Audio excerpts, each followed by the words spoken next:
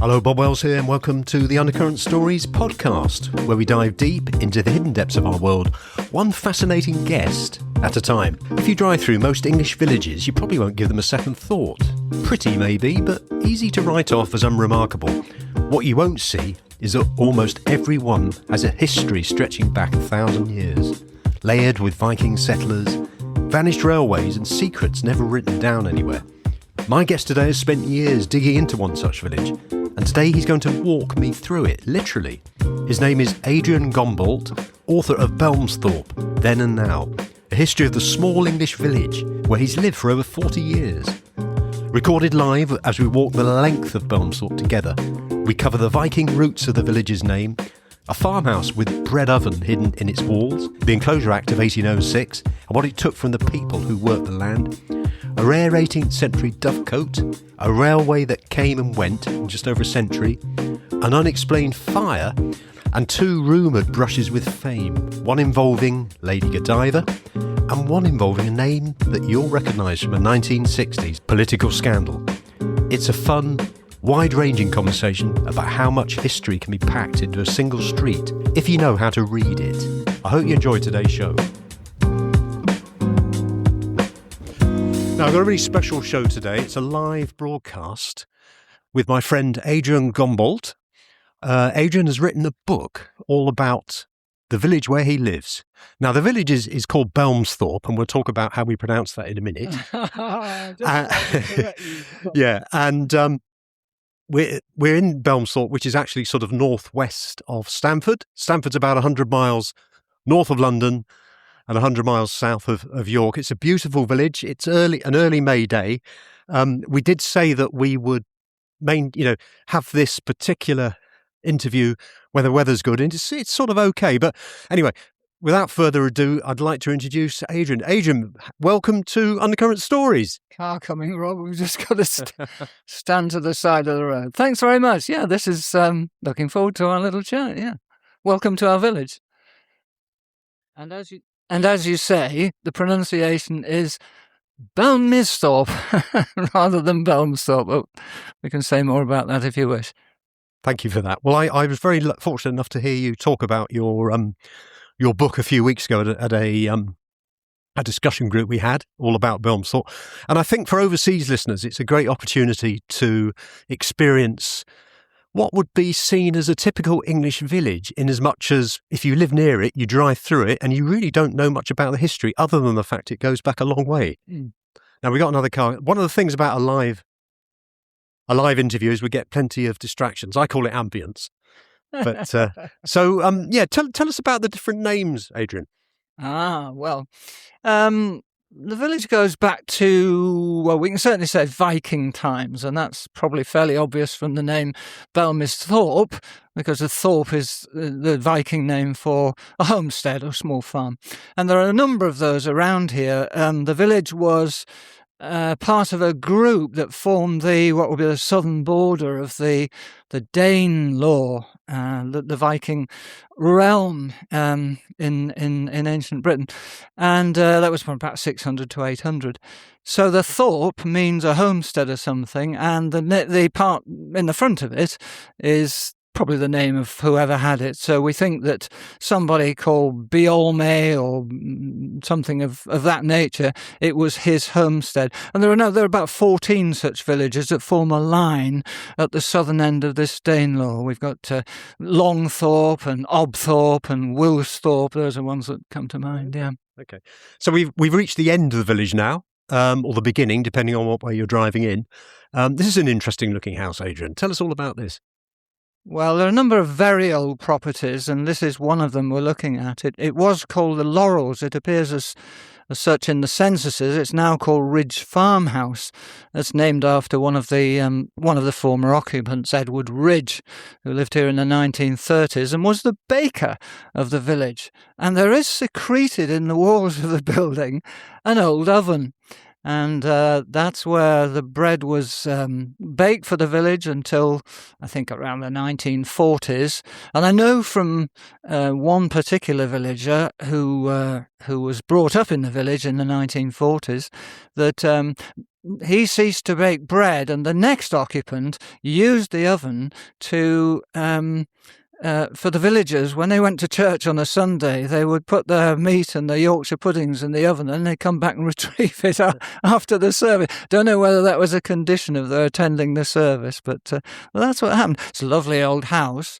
Originally, like a number of houses in the village, it was a much smaller edifice. It was a single. The shape of it now is a cross. Well, there was only one branch of the cross, the one on the left-hand side, and it's been extended. It has a north and a south and an east wing that have been added since. So it's a particularly fun. Would have been a farmhouse at one time. The ground that it stands in was enclosed, and it's a number of these would have been small farmsteads with could be up to 60, 80 acres of land, something like that, self-sufficient. So it was predominantly a farming village. Oh yes, yeah. This is as you've said already. This is typical of a number of English villages, but certainly in this East Midlands area, yeah, small farming villages. So there's a farmhouse, probably a few farmhouses, and then gradually houses for they lived in hovels on the strips that they farmed originally, but eventually they were housed in more seemly dwellings, although still not very salubrious, I understand. Yeah, and that's it. So it's farm plus outbuildings plus buildings for the workers.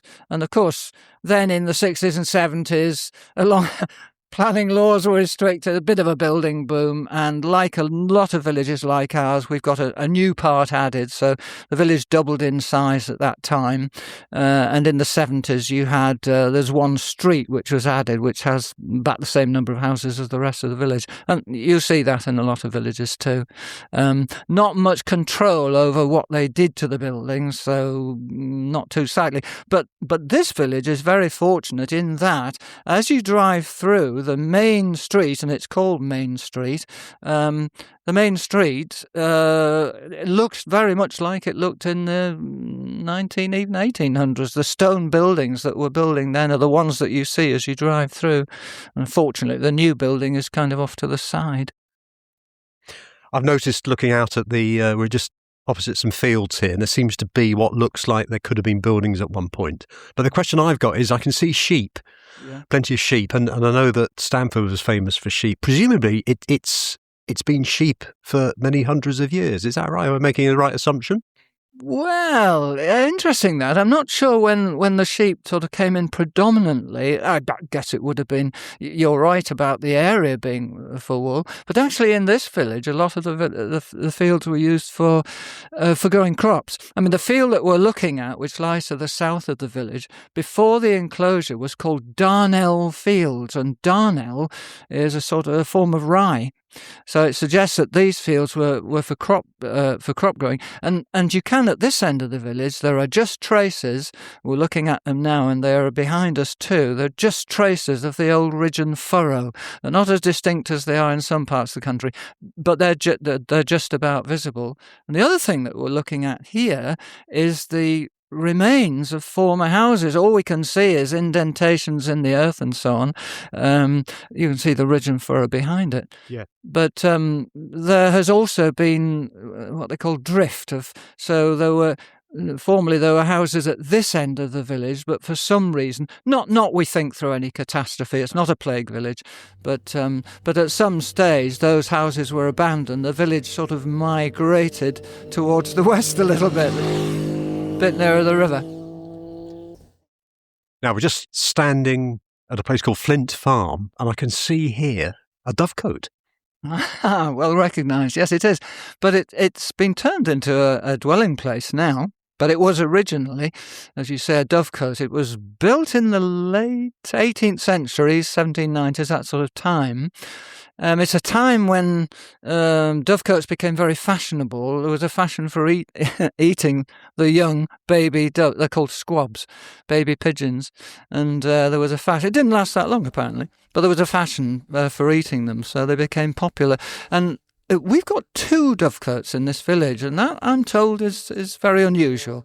1 per village is the norm. And the other unusual thing about this one is that it's square-shaped. Most dovecotes are round-shaped, but they're the earlier ones. The ones that were built in this later period are square. There's a few of them in this area. I'm not sure whether they're outside this area. This one has 750 shells inside. For pigeons' eggs. Did you count them, Adrian? I didn't. I didn't. Well, I have seen them. You can't see them now because I'm afraid they're covered over in plasterboard. But it is listed. When we came to the village in the 1980s, it was used, belonged to the farm, and it was used just to house. He'd sort of broken an entry into the front of it. And it was just housed. There was an old tractor in it and a few farming implements and so on. It wasn't well looked after at all, and it was decaying a bit. Now, as we look at it, you can see that it's been very well converted. The shape is preserved. The little cupola at the top is where the pigeons came in and out. That's been preserved, and they've built onto the back of it to house the rest. So it's been very tastefully done, and we can see that we can see what it was and the original shape of it.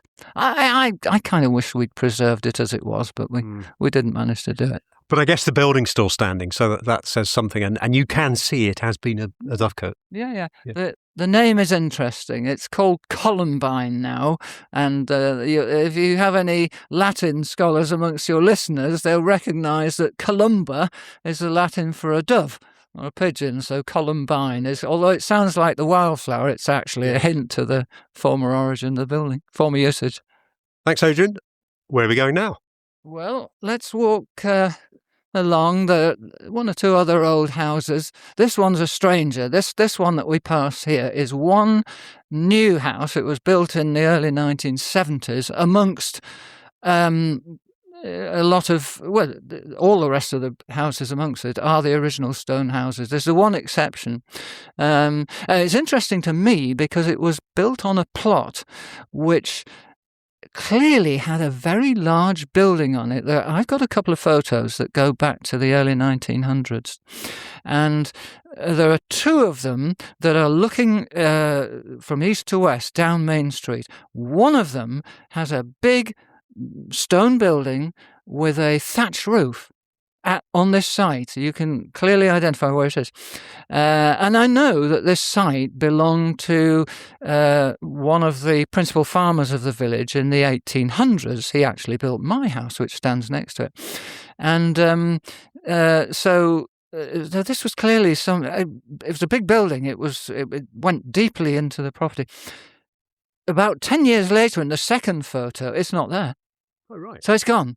And we don't know how it's gone. You look at the thatched roof and you think, was it a fire? But there's no reports of a fire. And quite commonly, I'm told by local builders that buildings would just fall into decay or out of use if they weren't using it as a barn at the time, for instance. And the roofs would fall in and then they just take them down and use the stone for other buildings. Okay. And that's probably what happened.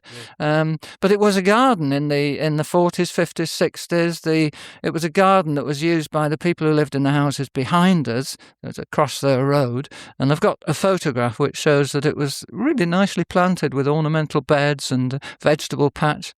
Now they've put a modern house there, which rather, a lot of us think rather spoils the look of the village. Although it's not a bad-looking house in itself, but it's not a 1800 sort of property. All the rest of the properties we're looking at were built in the 1700s or 1800s. Yeah. Thank you. Now we can't really go by this house without saying something, can we, Adrian? This lovely house here, with my car parked just outside. What's the history of your house? Oh gosh, well that would be another podcast, Rob, I think, because I've written the whole histories of the house. I do have all the deeds, so I know who had it from time to time and who lived here. My house doesn't. It's sort of set back from it, probably as well because in the 60s it was rendered. They extended it with some brick, and they decided to. There are 2 stone cottages at the basis of it, But they extended it and heightened it with brick, and so to mask all that, they rendered it. So, yes, it's a bit of an intruder, but at least it's sort of not on the roadside, so it doesn't spoil the view quite so much. Adrian, I'd like to talk about the population changes. One thing I find fascinating is that you look at a village and you look at a town, and you can see the influence of big events like the Industrial Revolution and the railways and everything. I'd be interested to know what the sort of population is now and how it's changed over the years. Oh, well, I haven't got the figures in front of me, but it's never gone beyond 200. We are a small village. We used to be classified as a hamlet. The definition has changed now to a small village. But it is one in which development has been restrained. And since that time in the 70s, when they put the new housing in, there's no building. So there's a strict curtilage to the village, and there's no building on the borders of it or just round it. So it's stayed the size it is. I think there was a low point, of course, at the time of the First World War. Population dropped to, I think it was 109 from memory. In the late 1800s, probably was the highest time, 180-ish there. Now, it's about 130 now, but a very different mix. Now, over half the houses in the village, and they're about mid-70s, over half of them, I think it's 55, have only one or two people living in them. And you can bet that the majority of those are senior citizens such as myself. But if you go back in time, very, very different. Most of the houses had many more people in that. They had children, and often many children. I mean, there were homes with as many as 8, 9 children, that sort of number. So quite a difference. There was one year, we're going to see the railway, or where the railway was.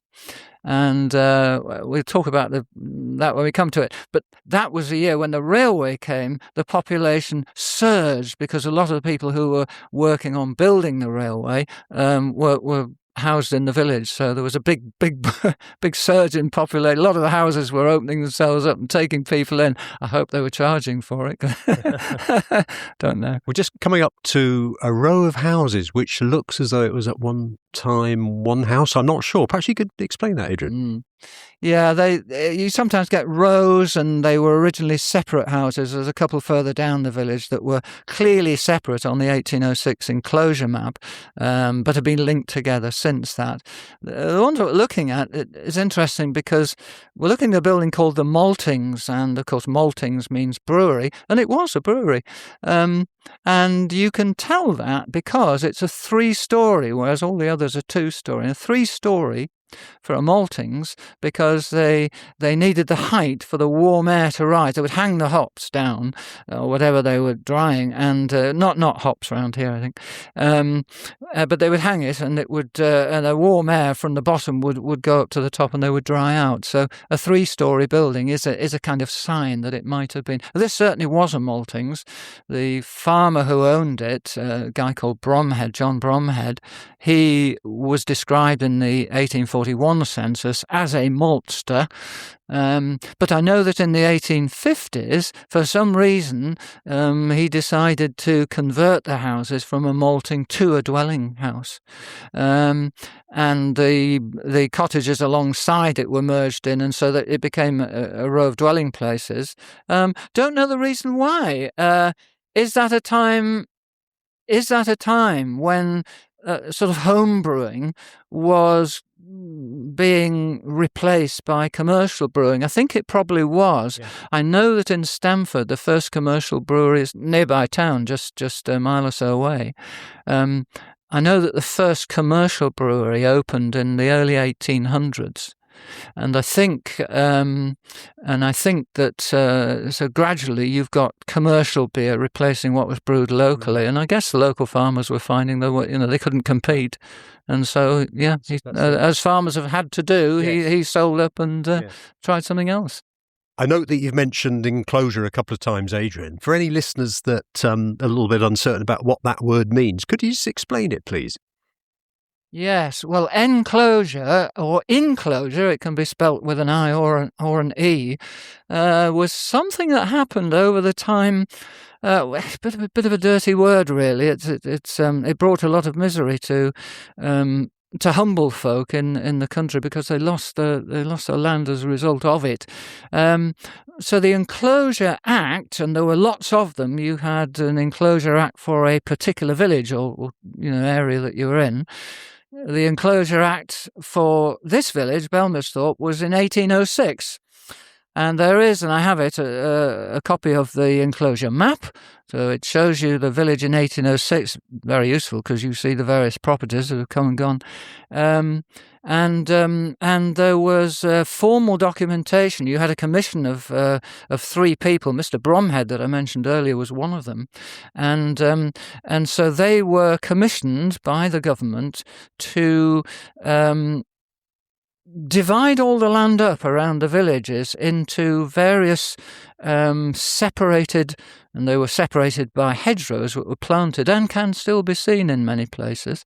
So separated plots out. Each had a number, and they were allocated to various people, and it was a process of bidding.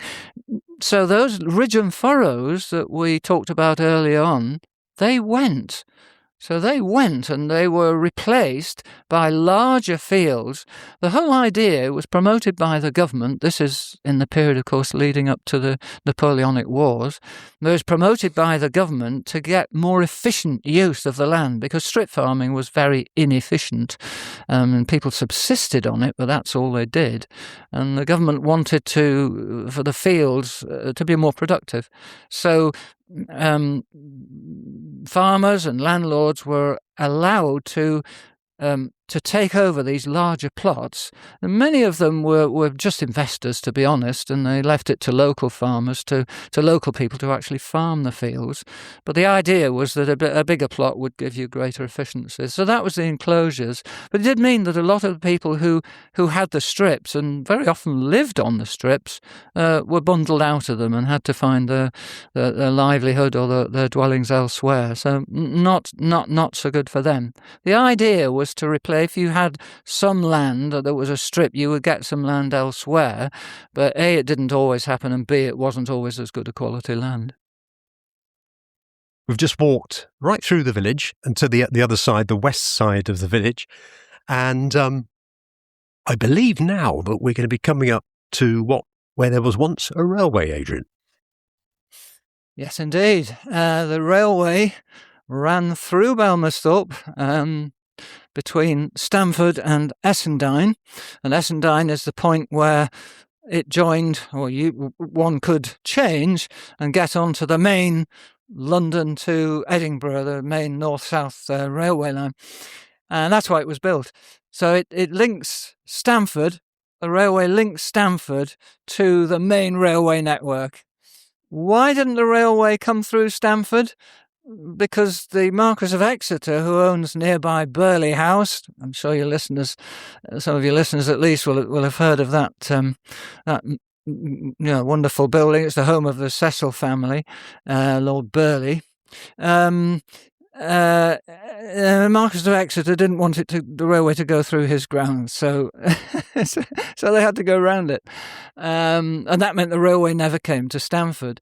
But he then found that he hadn't got the means of getting down to London, so he joined forces with the GNR, the Great Northern Railway Company, and they built this. It's about 4 miles, I think, between this link Stamford to the next village, Essendine, and that's where you join the main line. So Essendine was on the main north-south line. Yes, that's a stopping place.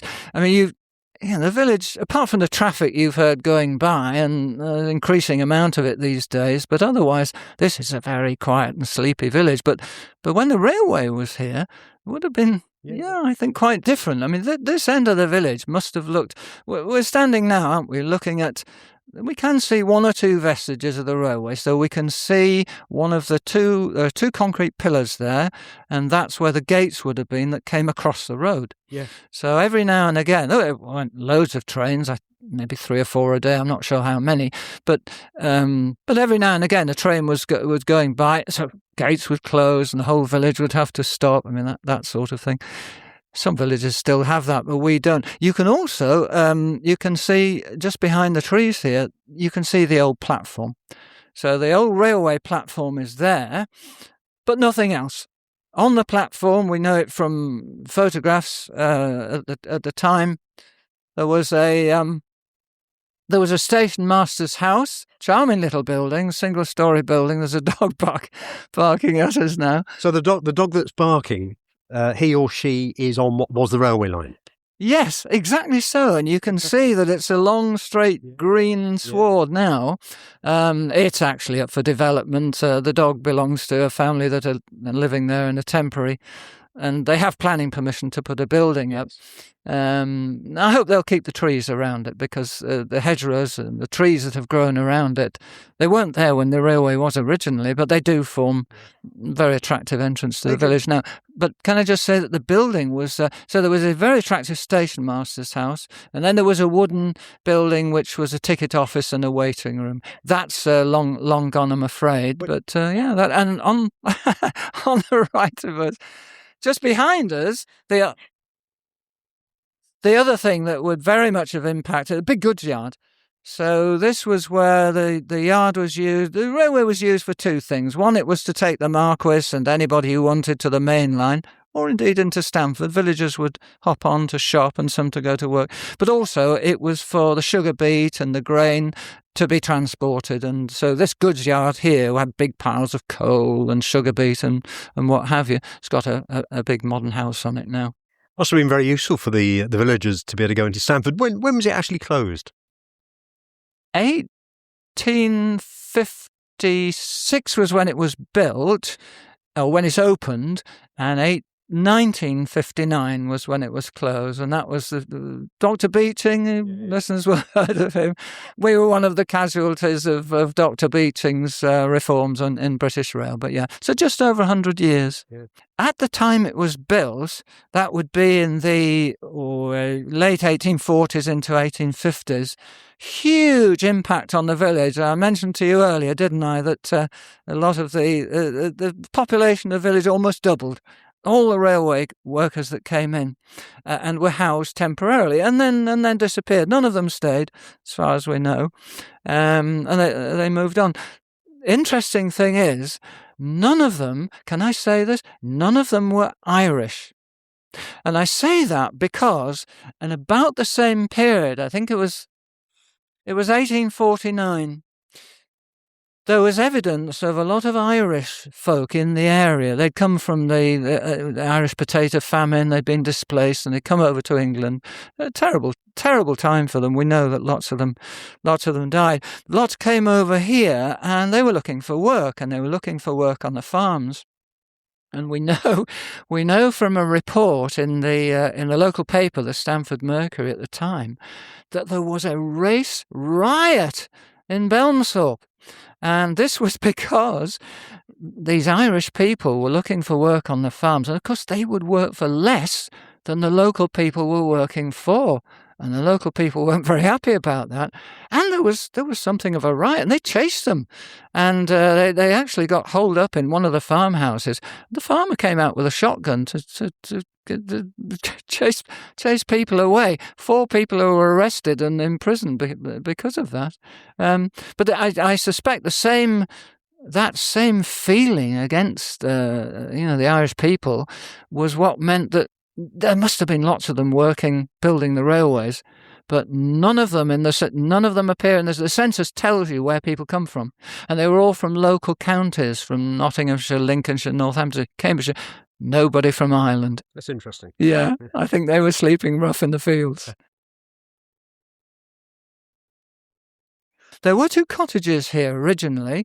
We're looking at a plot which is not far from the railway line. and there were 2 cottages which belonged to the farmers. They housed farm workers, and we know that in 1911 they burnt down. They were burnt to the ground, and the papers at the time carried a story which suggested that the fault was laid at the door of the railway, because this was in, I think it was a November time of year, and in the winter, and a train had gone by. It was the middle of the afternoon. Train had gone by, and they reckoned that sparks from the train had drifted over onto what were then thatched roofs of the cottages, caught light, and they burnt to the ground. The fire engine came out. Fire engine. It was I think it's a cart that they pulled along by hand, probably. By the time they got here and extended their hose to the river and did their work, there was nothing left really, and everything was gone, including 60 sides of bacon. Oh. There was a lot of pig farming. You asked me about sheep farming. There was a lot of pig farming in the area. There was in the farm up the road. They had about 500 pigs on the fields there. Anyway, it was burnt down to the ground, and there was a court case, and they pointed the finger at the railway, but I don't think that ever stuck. It's not insignificant that the owner of the house was not present at or a resident at the time. He was in Stamford Hospital, so it does make you wonder. One of the mysteries of the village. A new property was put up straight away.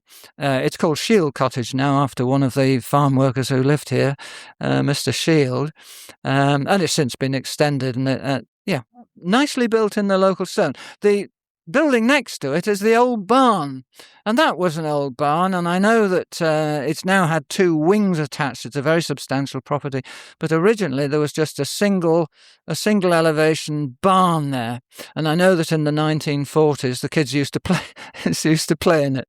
I heard that from one of the residents. But I mentioned a fire that had brought it down. It wasn't the only fire in the village. We've had a couple. And in fact, the main farmhouse, which we're going to pass as we go down towards the river, the main farmhouse was burnt down. And the new one that stands there, which is a very substantial building, it's probably the biggest building in the village now, that was built in 1881. The date appears on the building. And it's because there was a fire burnt down the previous one. So, yeah, not uncommon. Thatched roofs, of course, would have been a culprit. On your research for the book, did you do any work on people's names, how they've changed over the years, what popular names were? Oh, yeah. Do you want me to talk about that? Oh, well, I did. I'm a real nerd when it comes to statistics and data. So, yeah, I looked through every census year, and I analysed them, as you know, for various things: trends in population, family size, what people did, occupations. But I was also intrigued by the way names had changed, and I suppose this would be characteristic of the country as a whole. As in many ways our village is. It's a typical, as you've already said, typical English country village. So the names, they change immensely. If you go back to the 1841 is the first census for our village.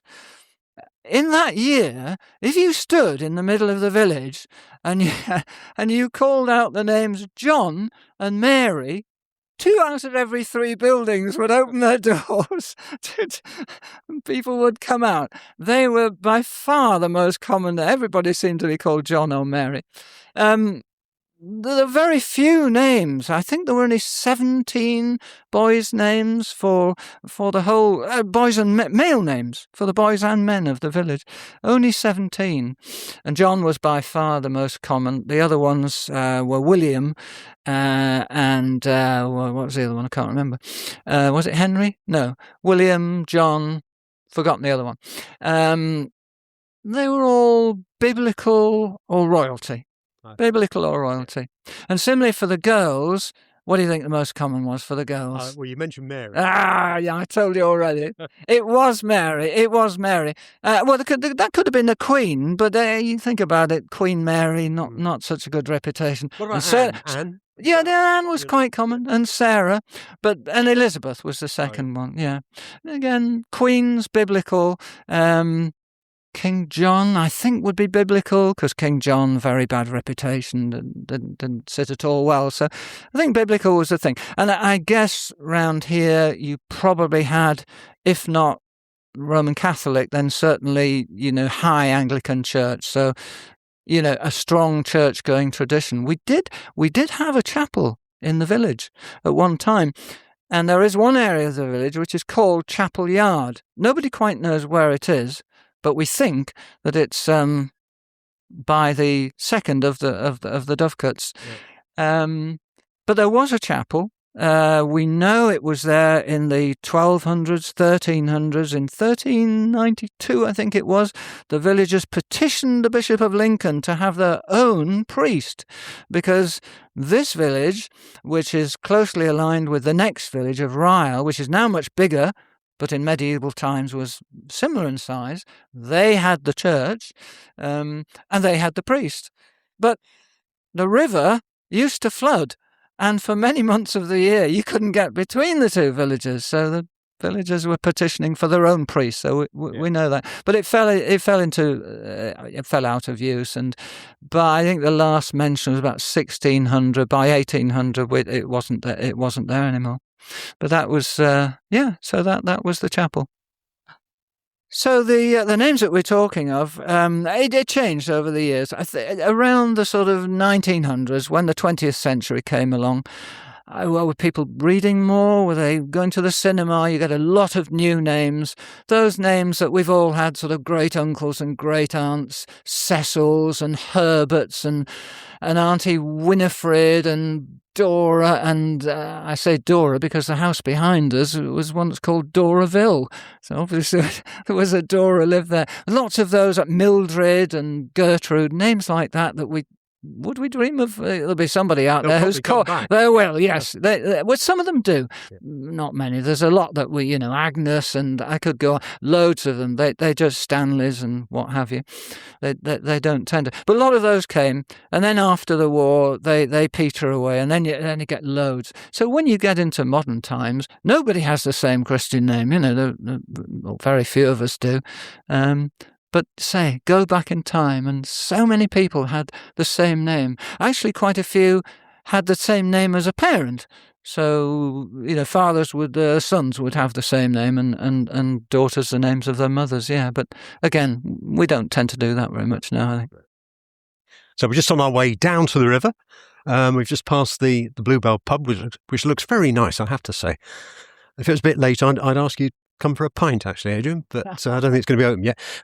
So the people that we've heard about the Johns, we've heard about the Marys. What about any famous or infamous people that have lived here? Are you aware of any that have lived here, Adrian? Well, possibly, yeah, a couple. I think there's a couple, although both are fairly dubious. But it is the case that this village was part of extensive landownings by Lady, I think her real name was Godgifu, but she's better known as Lady Godiva, the lady who famously rode through the streets of Coventry naked on the back of a horse as an early, probably one of the earliest protests that we know. So the village pub that you just mentioned, they did at one time have a painting, big painting on the wall of this very scene of Lady Godiva going through, and people assumed that it was here, but of course it wasn't. She owned about a third of England, I think, something like that. So no, there's no evidence that Lady Godiva ever came to the village, but it is true that she and her husband did own the land on which it stood. The other name that's I don't think many people know about this, but it is reputed, and I'm pretty sure it's right, that another famous lady called Christine Keeler, and she was the lady at the centre of the Profumo scandal in the 1960s that led to the collapse of the Conservative government. She lived in the village. In fact, I'm told it was my house that she lived in for a time when all of that affair blew up and it was all in the press and they needed a little bolt hole. It seems that they chose little old Belmesthorpe and my house, which was originally 2 cottages and one of them was rented out, is I think where she came to hide from the press for a few years. Not everybody thinks it's true, but yeah, I think that probably is the case. So we've certainly got one of the two. Looks like a very comfortable bench here by the side of the river. Are we popping over there to have a look at the river? Do you know, I can claim credit for that because I was the one that persuaded the parish council to put it there. Oh wow! Yeah. Well, it's a lovely, lovely corner of the village. Just describe it to your listeners. It's we sit on this bench and we're looking at the River Gwash as it flows by and through the village. I don't know whether you can just hear the bubbling of there's a little weir that's been put in there, and it's a lovely river. It's had trout fishing on it for over 100 years. There's a trout fishing. You have to have a membership to fish in the Gwash, and it's very beautiful. And we look beyond the river, over the meadows to the next village. We see the church spire in the distance, hedgerows, open fields. It's just a charming spot, and I thought, this is a spot where people would like to linger for a while. We ought to have a bench here. It's and very peaceful. Happily we have. We put daffodils around it that come out in the spring. Interesting, the river, as we look at it, as you see, it's a pretty straight run down there. And the reason for that is it was diverted when they built the railway. Because alongside it is where the track ran. It ran in a straight line from Stamford to Essendine, and this is the old embankment and indeed the bridge. So there was a bridge over the road. The bridge has been taken away now, but they had to have a straight line for it. So originally the river came further into the river. There was a sort of loop. We have a map of it, and there's a loop that came almost up to the Bluebell Inn and round again. Yeah. But they diverted it for the railway. Sharp turn to it. Yeah, and that was diverted. So where we're standing now is roughly where the bridge came over. It is. This is the bridge, and you can see there it's raised. It's on a high embankment, raised up, and you see the line of the trees along it now, which goes there. The bridge is obscured now by ivy. It's totally. They'll cut it back at some stage, but it is totally. And it goes along there to the station, and you could walk alongside it to get to the station. The house immediately next to the railway line is called Bridge Cottage because it's next to the bridge. Yeah. And interestingly, we're going to have a walk up to the pub in a minute. In 1871, there were 2 pubs in the village. The one that we have and we're going to see is called the Bluebell Inn, and as far as we know, it's always been called that. It has appeared in early censuses with that name. But in 1871, as well as the Bluebell Inn, there's a New Bridge Inn. Pretty obviously, the New Bridge is the one we're standing looking at now. Quite where the inn was, the New Bridge Inn, I don't know. I would guess that it was open for all those railway workers that were talking, or there was enough business for 2 of them. And of course, in those days, you could run you didn't have to open a pub. You didn't have to be licensed. You could just serve beer from your front room. And I guess that's what one of these cottagers did. But in all the other years, just the Bluebell Inn, one little pub for this. There was only, population 100 to 100, never more than 180, 190. So, yeah, let's go to the Bluebell Inn. You're not going to buy me a pint, you said? Well, is it open? Well, no, I don't think it is. Yes. It is, I will. Yeah, that was a cheap round for you. So we're back at the pub now, the Bluebell Inn. So I'd be very interested to hear about this pub. Well, the sign that we're looking at says the Bluebell Free House, but I'm afraid the beer doesn't mean that the beer is free. It just means they can buy from wherever. And this pub is well known for its real ales. And over the years, there's a group called CAMRA, the Campaign for Real Ale, and this has won the award for the best CAMRA pub of the county numbers of times. It thrives, and we've lived in the village for over 40 years, and the pub has always been open. And we're lucky, aren't we? Because so many pubs are closing these days. But this one does very good business.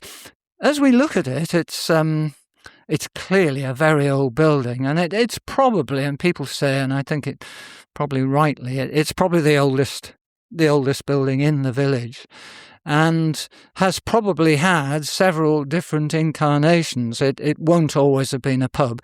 It's probably, an old farmhouse, or indeed a row of cottages, and it's very.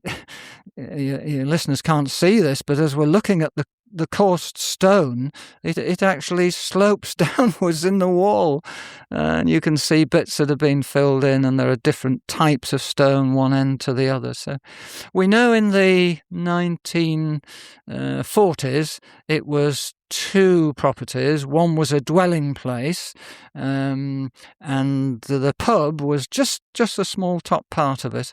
We can see evidence of a doorway because we can see a lintel in the wall, and clearly the outline. It's been bricked in, so that would have been the entrance to that property, and the other would have had its own.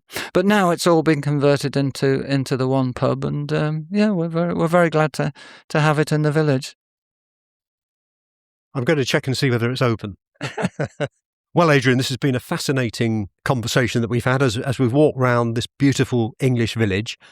I think it will be a great insight for people, certainly overseas, want to find out a bit more about some of those English villages. And I think the way that you described it, and you've touched on things like enclosure, the railways, it's a great example of changes that have happened over the last couple of hundred years in an English village.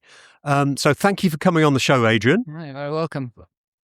One question I would like to ask is the book, Belmesthorpe Then and Now. I know that you've sold out of all your copies. Are there plans for a reprint? Yes, it rather surprised me that. I knew there would be some in the village who would like to buy it. I didn't imagine anybody outside the village would want to buy it, but actually some did.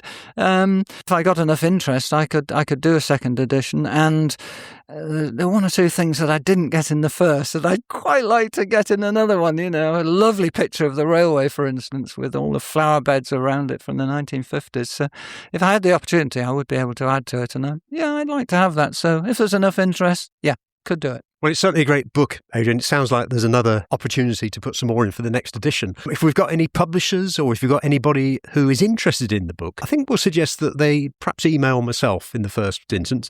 bob@undercurrentstories.com is the email, and I'll forward that interest through to Adrian. So, Adrian, thank you ever so much for coming on the show.